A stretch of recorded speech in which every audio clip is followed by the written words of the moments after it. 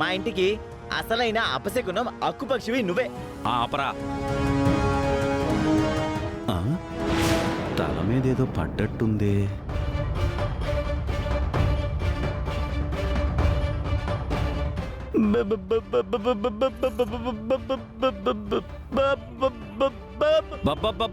అంటావేంట్రా? ఏం పడిందో చెప్పు. బలి బలి పడింది మావా. బల్లా? అయ్ బాబోయ్! మమ్మల్ని అపశకునం అన్నారు. బల్లి మీ మీదొచ్చి పడింది. ఇప్పుడు మీరే కదా అపశకునం. బల్లే కదా, ఏం కాదులే. ఏం కాదులే అంటావేంటి?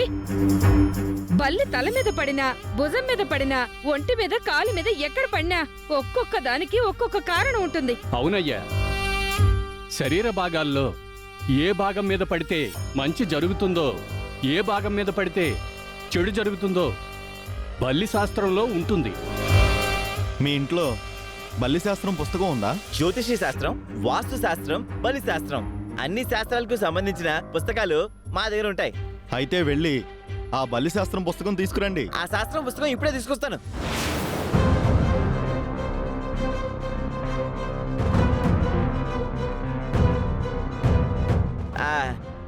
ఇదిగోండి, తీసుకొచ్చాను.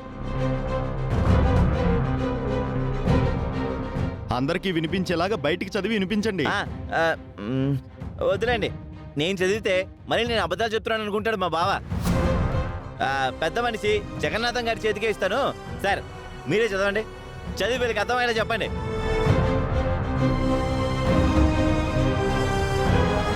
ఈ బల్లి శాస్త్రం అనేది ఆడవారికో విధంగాను మగవారికో విధంగానూ ఉంటుంది.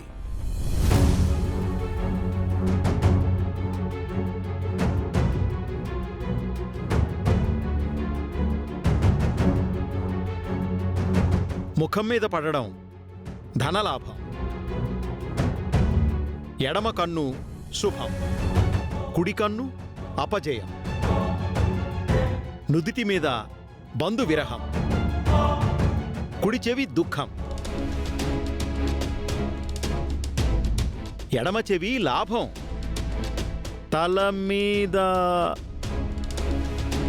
సార్ తొందరగా చదవండి సార్, మా బావకి నరాలు తెగిపోతున్నాయి. అసలే మా బావకి నరాల వీక్నెస్.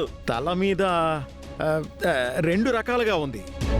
తల మీద అటో ఇటో పడితే కలహం, బ్రహ్మరంధ్రం మీద పడితే అదే సెంటర్లో పడితే పడితే చెప్పండి సార్. మరణం.